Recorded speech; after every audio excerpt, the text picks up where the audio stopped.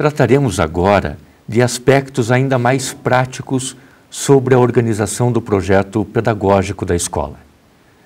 Entendendo inicialmente que é preciso haver uma relação de coerência entre os diversos níveis de planejamento institucional. A escola é o nível mais imediato do planejamento. Ela vai coordenar todas as ações que estão previstas para o seu período letivo. Entretanto, essas ações não podem ser soltas, gratuitas. Elas têm que estar de acordo com algumas orientações que advêm do Núcleo Regional de Ensino ou da Secretaria Municipal de Educação, enfim, daquele órgão que imediatamente após a escola é quem coordena o conjunto das instituições escolares num âmbito específico. E esse, por sua vez, observa as demandas secretariais, de secretarias de Estado, de secretarias municipais de educação. Mas também as secretarias não são soberanas na elaboração das políticas educacionais. Elas observam orientações ainda mais genéricas que são demandadas por parte do Ministério da Educação e da Cultura.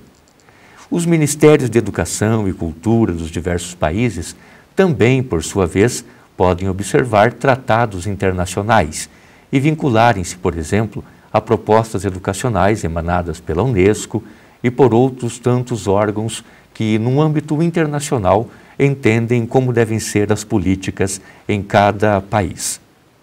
O que observamos agora e que é indispensável considerar e que não deve ser esquecido nunca é que, na medida em que se vai dos planos mais abrangentes, Ministério da Educação, secretarias de educação, núcleos regionais e por aí adiante, para o âmbito escolar, nós temos uma característica na definição das políticas educacionais que é a seguinte: elas vão de planos mais genéricos para planos mais específicos, o que significa que a escola, como um plano mais vinculado à prática, diretamente vinculado à prática, precisa organizar esses planejamentos nas suas minúcias, ou seja, considerando quem serão os seus atores, quando farão as diversas ações, que instrumentos utilizarão e por aí adiante.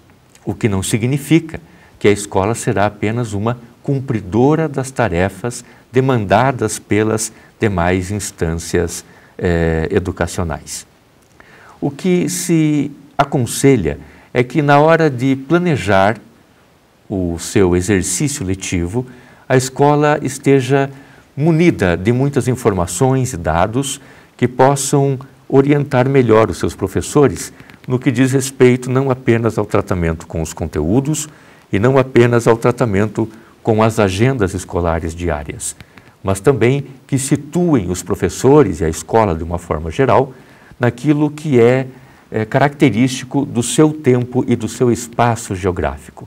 Assim, as escolas, as secretarias de educação devem prever um período de estudos e depois de disseminação desses estudos feitos com base em dados, por exemplo, do IBGE, o Instituto Brasileiro de Geografia e Estatística. No caso do Paraná, do IPARDES, Instituto Paranaense de Desenvolvimento Econômico e Social, e outros órgãos que possam fornecer dados estatísticos sobre as condições diversas em que se encontra a população que integra a comunidade escolar. Dessa maneira, é possível identificar as necessidades maiores quando forem realizados os planos de ensino. Por exemplo, para comunidades cuja população seja predominantemente rural ou feminina, é preciso observar educação, conteúdos, linguagens, material didático adequado para as linguagens cotidianas dessas pessoas. No caso de meninas, como eu citei, por exemplo, a legislação que garante à mulher a garantia dos seus direitos, ou ainda o trabalho todo de inserção da mulher no mundo do trabalho, para que se rompa, por exemplo, com a tradição que sabemos é machista no campo da educação, assim como em outras áreas da política e da cultura. Então, fundamentos importantes para que se localize o projeto político-pedagógico da escola são os dados socioeducacionais, econômicos, esses dados estatísticos que estão à disposição, sempre atualizados, para que nos localizemos bem no aspecto geral, né, ou no contexto geral em que a escola está inserida. Em termos bem práticos, a programação do projeto político-pedagógico deve ter muito claro e planilhado os seguintes itens. Quem vai realizar cada uma das ações previstas para aquele ano? Quem vai coordenar? Quem vai ministrar? Quem vai registrar? Quando será feita cada ação? Tendo-se, de uma forma muito acordada entre os membros da escola, o calendário, o cronograma, onde será realizada cada ação da escola, um espaço social, um espaço pedagógico, na escola ou fora dela, como será feita cada uma dessas ações letivas, né? As metodologias que serão adequadas para tanto, os recursos que serão necessários para tanto, os motivos pelos quais serão realizadas as diversas ações naquele ano letivo. Essas razões ou esses motivos devem ser muito coerentes com a legislação, devem ser muito coerentes com as necessidades verificadas na escola e não podem trair as políticas educacionais emanadas das secretarias de educação e do próprio MEC. Enfim, ao se definir isso, será claro como ficará cada item do projeto político-pedagógico, o seu realizador, o seu organizador, o tempo, o espaço, os recursos e as razões pelas quais essas diversas ações serão feitas ao longo do ano. Para e passo, é preciso identificar os diversos recursos básicos e com muita antecedência, já colocá-los em papel. Os recursos humanos são os primeiros a serem definidos. Docentes, funcionários, membros da comunidade. Os espaços terão tamanho, salubridade, acessibilidade, o que é muito importante. Os equipamentos serão suficientes, serão atualizados, serão seguros para a realização das diversas ações. Os materiais suficientes, atualizados. O cronograma dará conta, né, em todas as suas dimensões, para que as ações sejam realizadas a contento. O cronograma será lógico, será coerente com o programa maior do ano letivo. O suporte técnico e burocrático para todo o projeto político-pedagógico.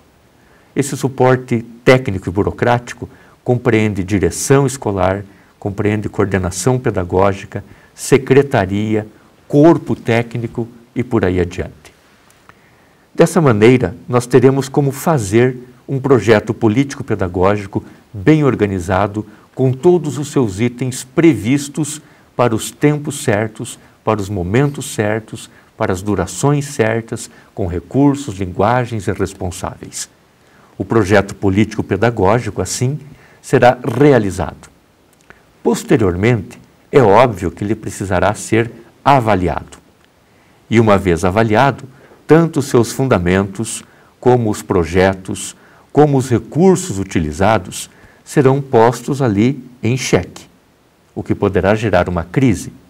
Essa avaliação vai, portanto, levar os sujeitos a repensarem as próximas ações para o próximo período letivo, verificando se tempo, recursos, critérios poderão continuar os mesmos ou deverão ser mudados. Para a próxima realização do próximo período letivo, teremos então um projeto político-pedagógico atualizado. Atualizado porque passou por uma avaliação e atualizado porque, entende-se, será melhor do que o que se realizou no período anterior. Finalmente, nós destacamos aqui o caráter dialético desse trabalho. Num ciclo de evolução qualitativa, é feita a realização do trabalho, depois é feita a avaliação coletiva desse trabalho. Essa avaliação vai apontar os itens em que foi logrado o êxito e os pontos que ficaram deficitários, o que exigirá uma reelaboração do projeto. Esse novo projeto levará a uma nova ação, que sofrerá uma nova avaliação, o que resultará num novo projeto melhor do que o anterior. E nesse ciclo evolutivo, tanto os planejamentos, quanto as avaliações e as novas ações efetivamente realizadas tenderão a ser cada vez melhores.